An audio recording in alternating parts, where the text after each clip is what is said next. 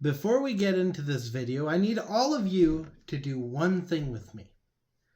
I need you to breathe in, breathe out, and remember that it's just one game. Mammoth fall to the Avalanche 2-1 in the first game of the season, and you can thank Scott Wedgwood for that. The amount of looks that the Mammoth have had in this game. You had Gunther on the breakaway. You had Krause on the breakaway near the end of the game.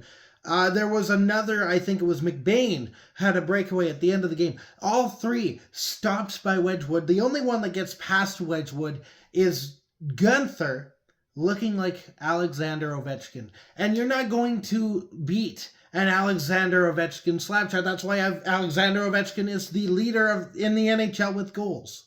Do I think that the Mammoth could have placed their shots better? Kinda. I think that maybe Gunther could have released the puck just a little earlier on his attempt. I think there's a lot of patience that could have been had on a couple of the other attempts that got through to the front of the net. I think a lot of things were rushed, and at this point in time, that's fine. That's how we find our groove. You notice some of the communication, it was lacking. It's the first game of the season. That's going to happen. You saw two Mammoth players run into each other. It's gonna happen. We're shaking off the rust. It's game one. We've got 81 more games to go. We're playing against the Colorado Avalanche, who are in their home arena with their home crowd, with Gabriel Landeskog entering the lineup again. So they're going to be fired up about that. It's amazing we kept it as tight as we did because Vejmelka had to put on a clinic. Wedgwood had to put on a clinic. And Wedgwood just squeaked out Vejmelka. And Vejmelka, he didn't let any easy ones in either. I can English. That's a lot of N. The two that went in. One looked crazy. It was a tic-tac-toe play. The puck gets launched over a sliding Mammoth player. Are you kidding me? What is Vejmelka supposed to do with that? Goes in the back of the net. The other one, Nathan MacKinnon. It's Nathan MacKinnon. If we're talking about greats in the NHL, you've got Connor McDavid, Sidney Crosby, anyone from the Florida Panthers. Nathan MacKinnon snipes it past Vejmelka, and it goes into the back of the net, and that's what happens. That's fine. It's a great player. We're in game one. At this point, I'm saying this to myself more so than I am to any of you guys, because I know getting to the last bit of this game, I was livid. I've got the Avalanche broadcast, so that doesn't help matters, but I was livid. I've decided I'm not over what I'm livid about either. I stand by this, and I will stand by it until the grave. But I stand by what I'm about to say next. And what I'm about to say next, some people might debate. Some people might be like, oh, well, it makes the game quicker. No, it doesn't. You still gotta stop. And you gotta talk about the penalty, and you gotta send the guy to the box. And now no one's happy because the game gets delayed even further. Delay of game. Make it make sense. Make it make sense that if a puck goes over the glass, okay. I should clarify this. I should very much clarify this. If the puck is on the ice and a player lofts it over the glass in an attempt, whether it's to clear it or to deliberately delay the game, sure, absolutely. It's totally fine with me for being a penalty. That's fine.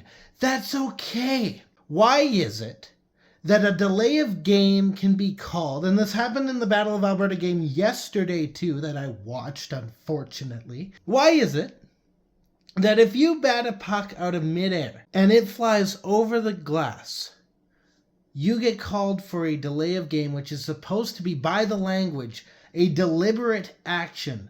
And what this is it's just tapping the puck in midair. It hits the stick in the right way, that instead of going where you want it to go, it goes up and over the glass. So now you got to stop the game, and instead of just getting a new puck, now you've got to call a penalty. Now you've got to go and deal with the paperwork that's involved with it, it's like a check mark or whatever. But you got to do all of that, which delays the game further. How is this helping the game? What is this doing for the game? I will forever forever be livid about that particular infraction. But it's game one. I have a new way of checking who we play next. I've got this nice remote. Oh, shoot.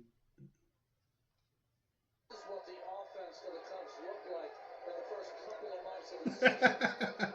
As I was saying before I was so rudely interrupted, I have a new way of figuring out who we play next without having to go and dig out my laptop or end the video and then start another cut. I could just go, who do the Utah Mammoth play next? The Utah Mammoth's next match is on Saturday at 6 p.m. when they will be playing the Predators. There you go. That's when I'm going to be making another video. So before I wrap things up, I've got a couple things I want to talk about. First off, I have moved.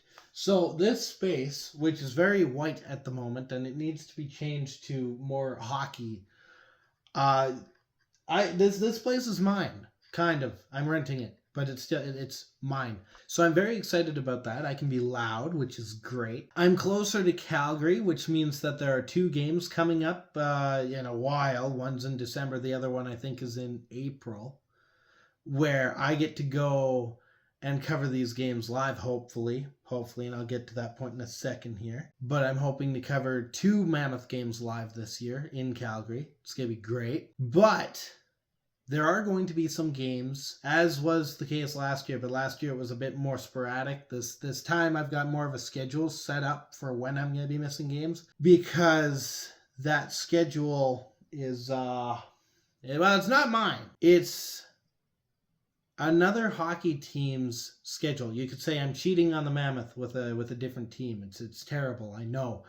But I have been granted the opportunity, and I start tomorrow, to be the color commentator for the Drumheller Dragons. I'm hoping this opportunity ends up being a bit more long-term than like I show up tomorrow, I do it, and they don't like me, so they send me home. I'm hoping it turns into something that's a bit more long-term, but it's worth mentioning that nights where there's a game for the Mammoth and there's a game for the Dragons that's at home, I'm prioritizing the Dragons. So it won't happen often, I don't think, but it will happen, and I'll update the channel accordingly.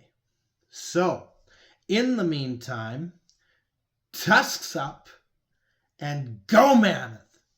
Thank you so much for watching. I know it's the first video of the season 2, so it's very lackluster at the moment. I already think that if you're wearing headphones, this video was torture for you, because my phone is about to self-destruct. It is on its last ropes. So I'm looking into other options, but in the meantime, I'm working with what I've got. But as the season progresses, things are going to get a lot smoother, a lot better. I'm not going to be bowling every single time that there's a game. That was a mistake on my part, as I decided, oh yes, I'm on a bowling league. I'm going to go bowling, but I also try and cover a game where I have to watch the game while I'm bowling, and you can't bowl strikes when you're watching a game. So I got a lot of strikes, but I did not catch a lot of the game. I've had to kind of look at some of the replays, which cheapens out the experience on the video. So things will smooth out as the season goes on. In the meantime, I've done my whole thing. I'll be back.